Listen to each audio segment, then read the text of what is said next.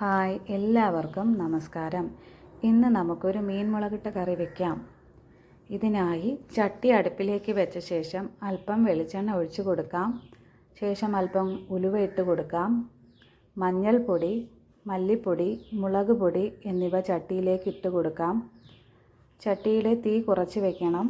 പൊടികളൊന്നും കരിഞ്ഞു പോകാതെ നോക്കണം. ശേഷം ഇവയെല്ലാം നന്നായി മിക്സ് ചെയ്യണം. നമ്മുടെ നാട്ടിലൊക്കെ ഈ കറിക്ക് മീൻ പുളിയാണം എന്നാണ് പറയാറുള്ളത്. ഇവയെല്ലാം ഇളക്കിയ ശേഷം അല്പം വാളംപുളി പിഴിഞ്ഞെടുക്കണം. ആവശ്യത്തിന് ചട്ടിയിലേക്ക് ഒഴിച്ചു കൊടുക്കണം. വീണ്ടും നന്നായി ഇളക്കണം. ശേഷം മിക്സിയുടെ ജാറിൽ 2 തക്കാളി അരിഞ്ഞിട്ടത് ജ്യൂസാക്കി ഈ ചട്ടിയിലേക്ക് ഒഴിച്ചു കൊടുക്കാം. തക്കാളി ജ്യൂസും ഒഴിച്ച ശേഷം നന്നായി മിക്സ് ചെയ്യണം.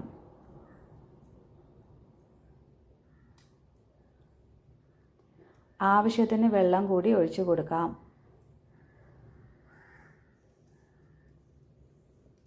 ശേഷം ഒരു മുരിങ്ങക്കായ ചെറിയ കഷ്ണങ്ങളാക്കി മുറിച്ചത് ചട്ടിയിലേക്ക് ഇട്ട് കൊടുക്കുക.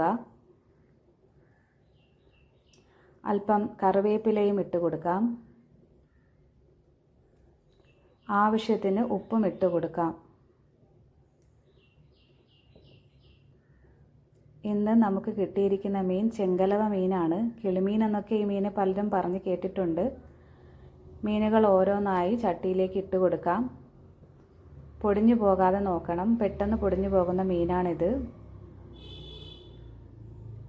എല്ലാ മീനുകളും ചട്ടിയിലേക്ക് ഇട്ട് കൊടുക്കാം.